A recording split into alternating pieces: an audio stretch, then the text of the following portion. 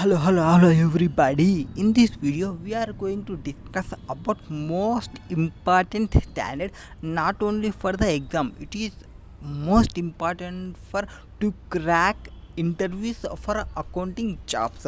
Now what is the standard? TDS 115, revenue from contact with customers. What it will deals? TDS 115 is how deals with some accounting of revenue from contact with customers to provide goods or services in entity ordinary course of business. Means here there are some customers, we have some ordinary course of business, we are giving some goods and services to their customers and they are giving some amount. That amount will be considered as revenue. When the revenue will be accounting, it will deal by the Ind-AS 115.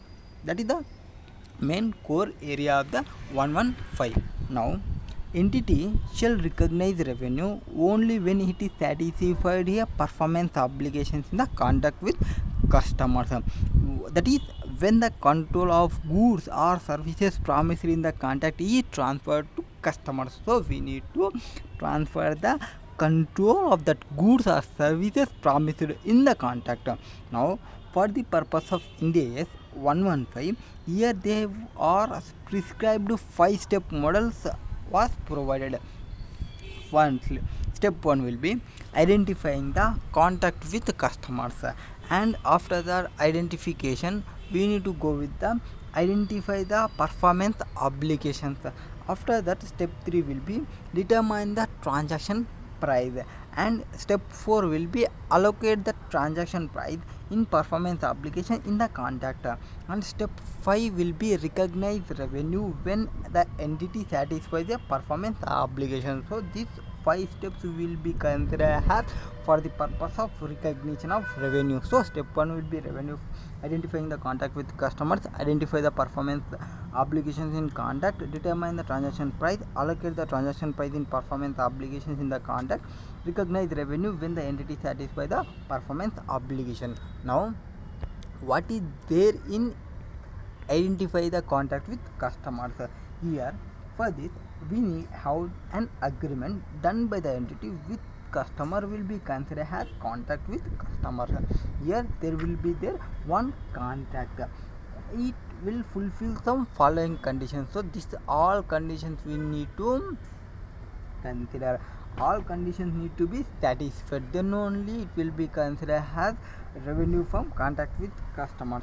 Firstly, first conditions, you should be providing some goods or services to customers in entity in ordinary course of business. So they need to provide the goods or services to customers in ordinary course of business. First that one will be required so that it is approved by the entity and the customers. So they need to have some approved contract, for approved contract approved by the both entities and customers. Here the approved may be writing or orally, and that approval the customer and the entity will get the rights. That rights will be identifiable, rights of the entity and customers are always identifiable. And next, what are the payment terms? So the payment terms will be identified, that is commercial substance will be identifiable, and it is probable that entity will collect the consideration from the customer. For example, we need to check the customer ability, what is the ability of customer or what is the intention to pay the entity. We need to see that commercial substance what is there. And lastly and mostly important, it is both the entities and customers have enforceable right and obligations in the contract, which can be terminate the contract of payment or penalty whatever it be, and there must have the entity will collect the consideration from the customer. Consideration will be must will be required. So what are the steps will be required? There must be some goods or services of the entity in ordinary course of business. For that they need to enter in some contract. The contract will be in writing or oral, it must be approved by both the parties, and they have both the parties have rights in identifying the entities and customers, and they must have some payment sums will be identifiable, and there must be a probable that collection will be there, and both entities have enforceable rights and obligations for that cases. For example, if any consideration is received from customer, there is some agreement which is not a contract, means they have some agreement but they do not enter any contract, then what they can do, we need to see the all above conditions. If not fulfilling any of the conditions, then the whatever the amount they are received, it will be considered as deposit liability, unless otherwise it all conditions was satisfied. Okay, unless the all conditions was satisfied or conditions will be satisfied, then only we need to consider as recognize the revenue. Or for example, in agreement they entered 1 lakh rupee, they received 50k, so 50k they can, if any conditions is not satisfied, it will be regarded as deposit liability. If for this 50k they have entity has transferred all promises, goods or services to the customer, and the full consideration is received, whatever the consideration is received, it is not refundable, then also will be recognized as revenue. Or contract is terminated, so for 50k amount they are transferred some goods, the contract was terminated and the consideration is received is non-refundable, then also this 50k considered as revenue. Unless otherwise all conditions is satisfied, it will not consider as revenue. Revenue will be considered only when promised goods or services transferred, full consideration received, and this consideration is not refundable. Or contract is terminated, the consideration received is not refundable, then only it will be considered as revenue. Now after that revenue, you need to see the contract terms. What are the contract terms? Here, what are the periods over which parties in the contract have enforceable rights and obligations? Based on that, we need to consider the contract terms. For example, one institute is there, one dance institute is there, dance institute, they are entered some contract with customers, they are providing the services to the customer for 12 months contract, but they are given the customer can cancel the membership any time after 3 months, means here the contract will be only for 3 months. That is the main areas. And after that, this contract, we need to identify the performance obligations. Here the performance obligations, identify the performance obligations in the contract. Performance obligations means simply promise to customer for transferring.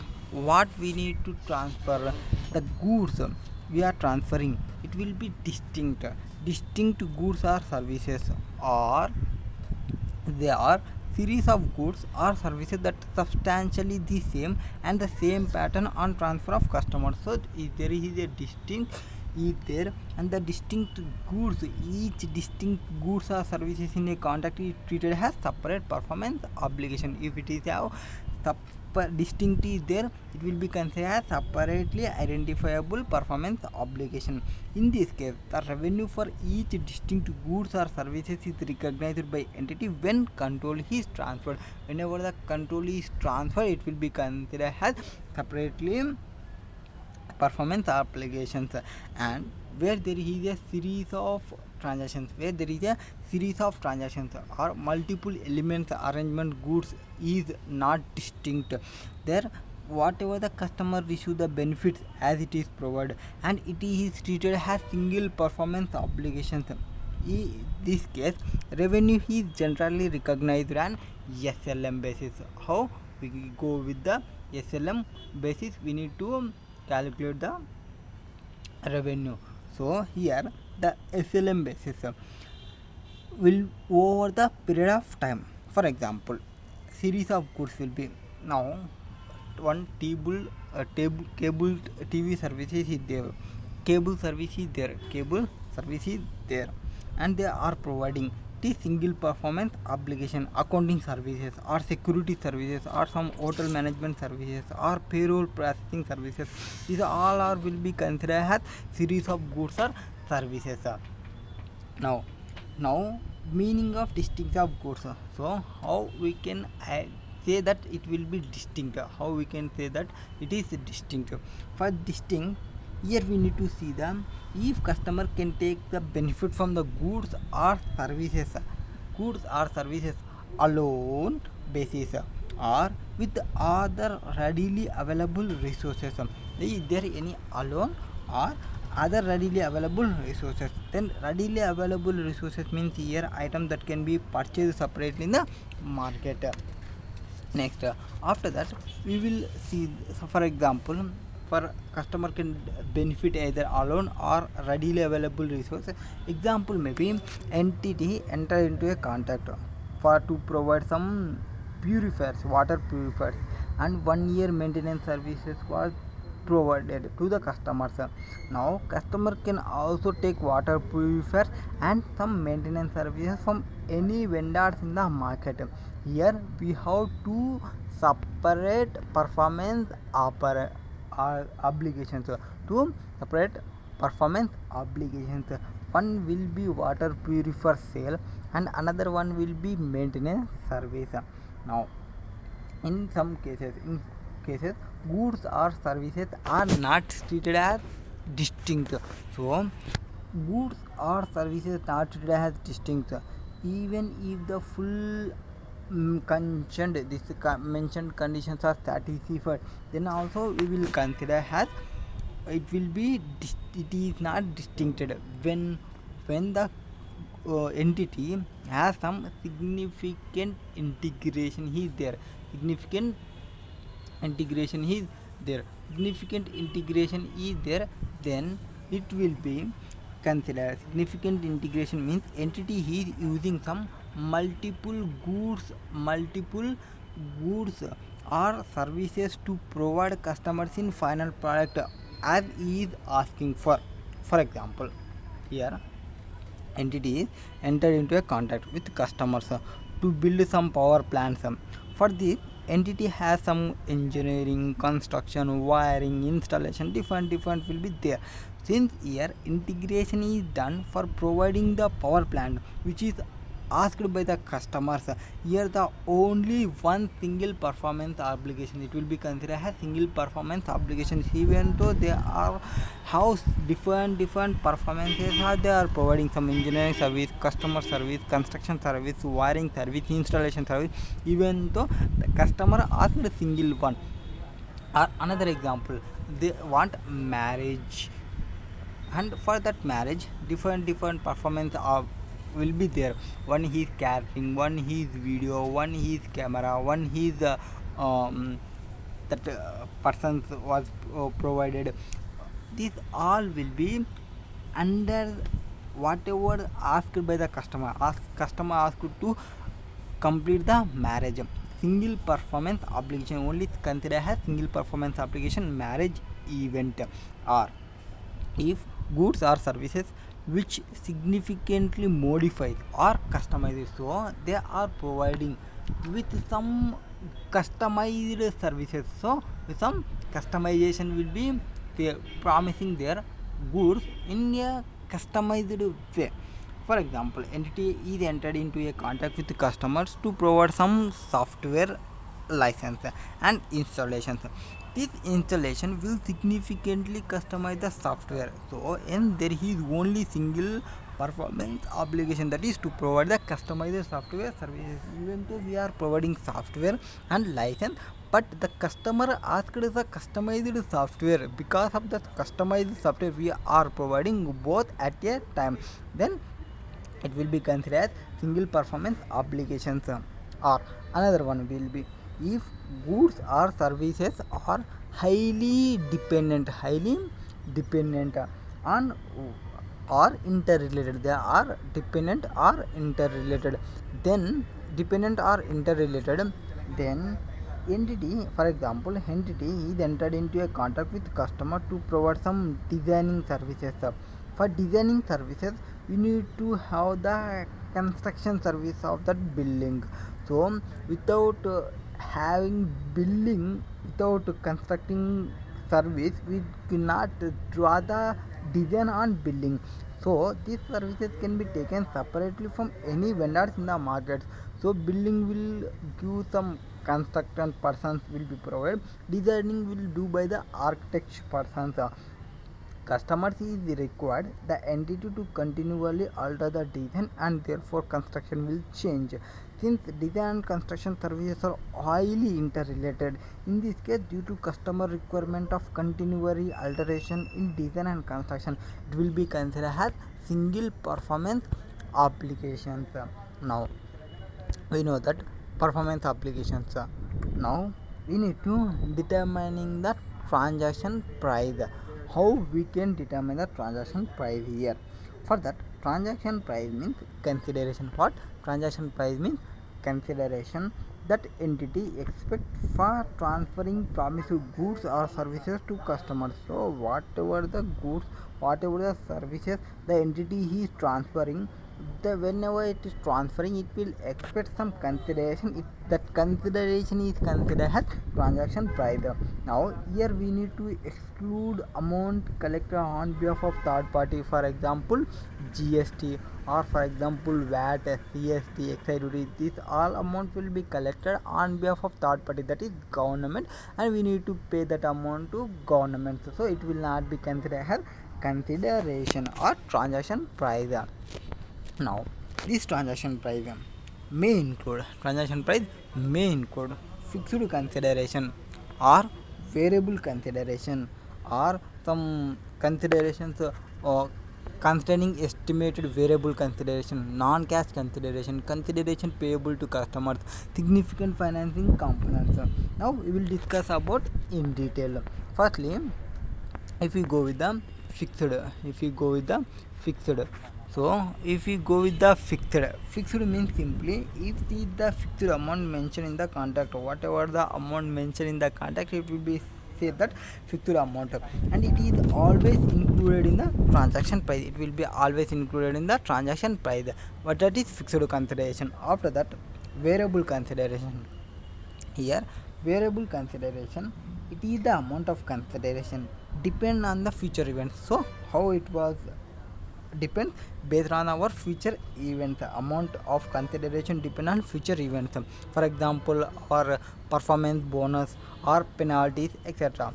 Now it include the transaction price on based on the entity estimation receiving that consideration. So here we need to include that amount in a transaction price only based on the estimation receiving the consideration. For this estimation we use methods for estimating the variable consideration. First method will be expected value method. How it will work? Expected value method means it is generally used if there are more than two possible outcomes. So if we have more than two possible outcomes in this method, that is expected value, that is probability weighted amount from range of consideration. Expected value is taken as variable considerations. So we need to see the probability weight amount from the range of considerations, and we need to calculate them.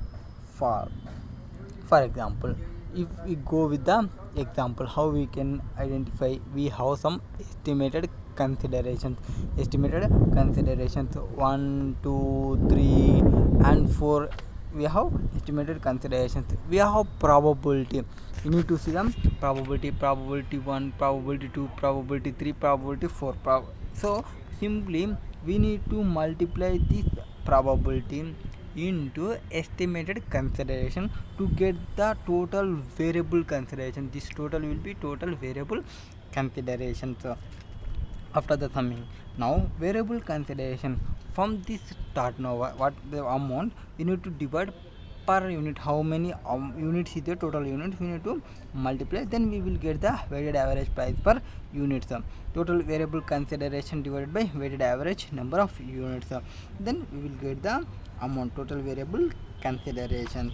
Then after this will then another method will be second method, most likely amount.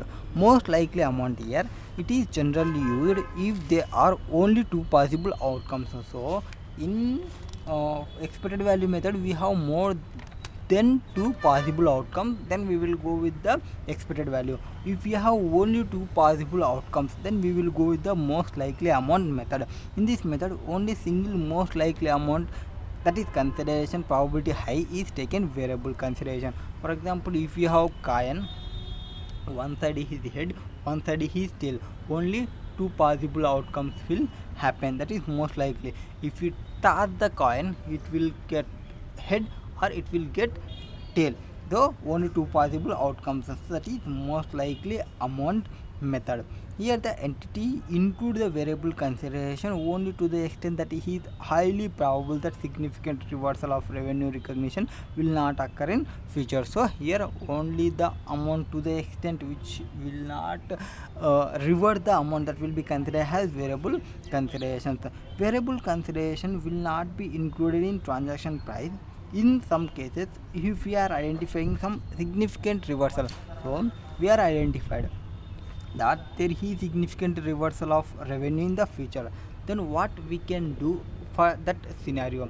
So if we are estimating significant reversal will happen, then if consideration is depend on factors outside the entity, that is influencing like market volatility, for example fee from client is based on some percentage of returns. So in one question they will tell some percentage of return from stock market based on that. So first year we will take one amount and second year it will come down, we need to revert the amount or amount of price concession in consideration which entity generally provides in similar contract to customers.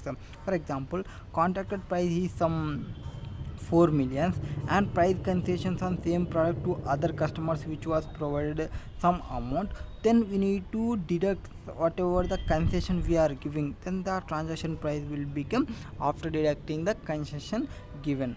Now entity, we need to re-estimate the variable consideration at every reporting period. So fixed amount will be directly taken as per the contract and variable consideration will need to re-estimate on every reporting period. If there is any change in variable consideration on re-estimation, then such change should be accounted on cumulative catch-up basis. How we need to account this cumulative catch-up basis? So if there is refunding liability, we need to consider reassessment of variable considerations. Every end of the each reporting period we need to consider that amount is there, reversal is happening. And cumulative catch-up, for example amount of revenue to be recognized till amount whatever the amount 1000 we are recognized, and amount of revenue already recognized, how we need to already recognized, is there any amount adjustment in revenue will be happened, this is variable consideration. Or some cases we will go with the non-cash considerations. So non-cash consideration, then how we can go? It means consideration in form other than the cash. For example, we are giving some shares to our customers, we are advertising by customers, or some equipment will given, or some barter system, it will be barter system. Then entity shall include non-cash consideration in transaction price at fair value of non-cash consideration received from the customer. So how much amount we need to recognize? Fair value of that non-cash consideration. If you are receiving one land, what is the land fair value? That land fair value will be considered as consideration. If, for example, if it cannot be reliably estimated, then assess complete transaction price as equal to standalone selling price of goods or services promised to customers.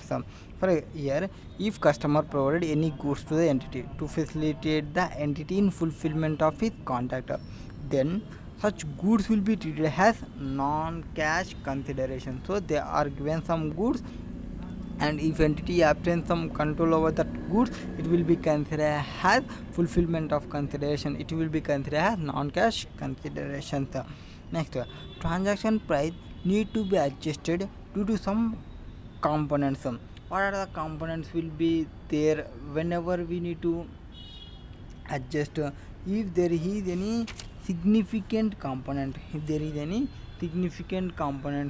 so and this provided, is there any significant component significant component, we need to adjust the promised consideration amount, consideration payable to customer by the entity. Here here firstly we need to see the if the entity consideration payable to customer of the entity, if payment is for distinct goods or services received by the customers, we need to amount we whatever the payment received for distinct goods, we need not the adjust the transaction price, directly recognize purchase of goods or services from customer separately. Or if consideration is payable to customers greater than the fair value of goods or services, we need to give. Here what is the significant financing component? Firstly effect of significant financing component, if there is time gap between satisfaction of performance obligation by the entity and payment of consideration by the customer, then there is some financing component in the contract. So means there is time value money was involved. How it was involved? There is satisfaction of performance was there in one day and payment was happening in one day. If the payment was happening on same day, the amount was different. If payment was happening in different date, the amount will be different. The gap, because of this gap, they are getting some more financing component was involved. In this case, such significant financing component is adjusted from the transaction price. This amount will be adjusted in the transaction price. If entity satisfy the performance obligation but customer make the payment on later date, that is loan to entity to customers, then the entity shall recognize the revenue at firstly normal selling price, and that is cash selling price.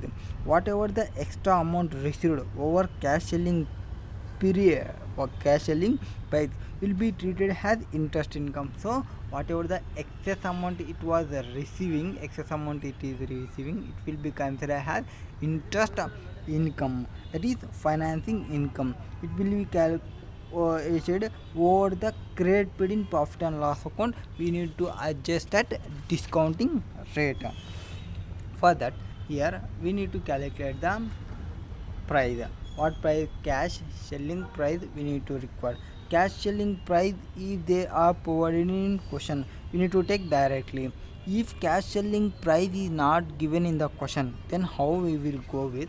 Here we need to go with the cost of goods or services, plus we need to add the margin or cash selling price of the present value of discounting, present value of cash inflows of discount with the discounting rate. Here which discounting rate we need to taken? Discounting rate will be incremental borrowing rate, that is actual interest rate in separate financing transactions. Otherwise we need to consider the IRR rate in the contract with customers, that is contractual discount rate. Now here how we can give the accounting treatment, means how we can pass the general entries in different periods. Firstly, at the time when the performance obligation is satisfied, the entry will be debtor account debit to the amount, the sales revenue will be recognized. The here the amount will be cash selling price and amount will be cash selling price. And another two amount at the time of when performance obligation is satisfied, at balance sheet date. What we need to do? The debtor debit to interest income or financing income, which the opening balance which we are taken into discounting rate we need to use for giving the interest income or financing income.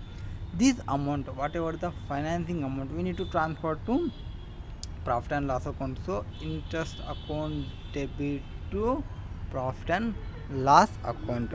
And whenever the time payment is received, then we need to create this data, debit the bank, because whatever the amount receiving, we need to debit the amount, bank account debit to debtor.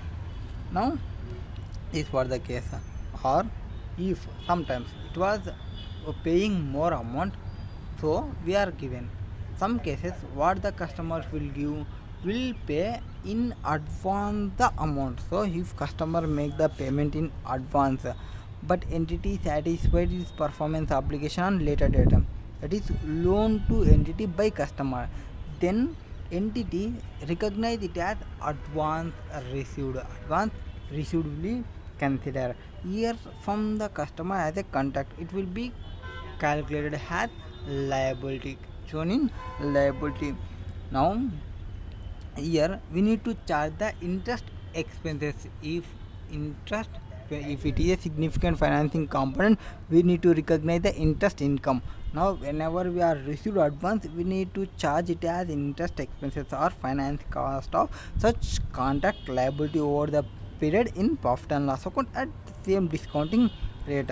On the date when entity satisfies the performance obligation, whatever the transfer amount contract of liability need to recognize it. So here the entry will be unearned revenue, unearned income to sales account will be the first entry, accounting entry will be there, and it is only satisfying the performance application. But first when received the amount, so whenever we receive the amount, bank account debit to contract liability, that is unearned income. At each balance sheet we need to unwind the discount on contract liability, that is unearned income, interest expense of financing cost to contract liability. We need to calculate the entries, we need to pass the entries, and that interest expense, whatever the interest expenses we are calculating, we need to transfer this to profit and loss account debit to interest expenses, and contract liability to sales will be provided. In whatever the cases financing component, if the financing component is not significant, if that financing component, if it is not a significant financing component, then such insignificant financing component will not be adjusted for transaction prices. When it will be considered as insignificant, so when it will be considered as significant, when the amount, interest amount, we are taking interest, if it is a expense side, interest expenses, if it is income side, interest expenses, that interest amount, if it is less than 5%, if it is less than 5%, then it will be considered as insignificant, it is not required to account. If customers make the payment in advance but performance obligation is satisfied by the entity on later date due to request of customers, so they are given advance, and after that the entity was not provided services due to the customer request, then it will not be considered as financing component. Or if consideration is based on future events, that is some royalties, sale based royalties, or if there is time gap between the satisfaction of performance obligation and payment of consideration is due to reason other than financing. For example, they are withholding some money, the reason will be quality checking or advance payment for customers to just to protect they are non-payment, they are have some component, financing component, it will not be accounting, it will not be adjusted to transaction price. If time gap is 1 year or less, then entity may choose to not adjust the financing component from transaction price at practical expedient. This is financing components, whatever the consideration payable to the customers. Now after that we need to we calculated the transaction price, we need to allocate the transaction price in performance obligations. Now how we can allocate the transaction price in performance obligation? Firstly, allocate the transaction price to each performance obligations in the contact in the ratio of standalone selling price. So how we can go standalone selling price. Note here the selling price, how the standalone selling price will be determined using some priority basis we will go. So how we will go determining the standalone selling price, we will go with some priority table. Firstly, the observable price of goods we need to see. Here observable price of goods or services means price at which it is sold separately by the entity. It is considered as SSP. Or estimated price of the goods or services. Estimated price of the goods or services. Here you need to see the adjusted market assessment approach, or cost plus margin approach, or residual approach. So for the estimating the price of the goods, we have three methods. One is adjusted market assessment approach. We need to adjust the competitor prices, or we will go with the cost plus margin approach, or we can go with the residual approach. Here the residual approach will be total transaction price of the contract minus standalone selling price of other goods or services in the contract. They will use some other contracts, for example A, B, C, alpha. A, B, C, they will provide alpha, we need to calculate. So from total amount we need to deduct A, B, C balance, we will get the alpha, that is residual balance method, that is residual approach.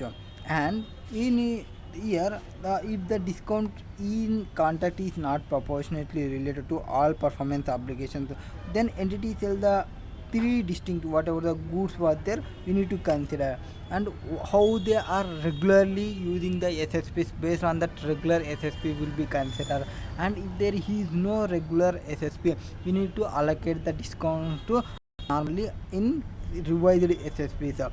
And here if there is variable consideration in transaction price, allocating to performance obligation only which it is related to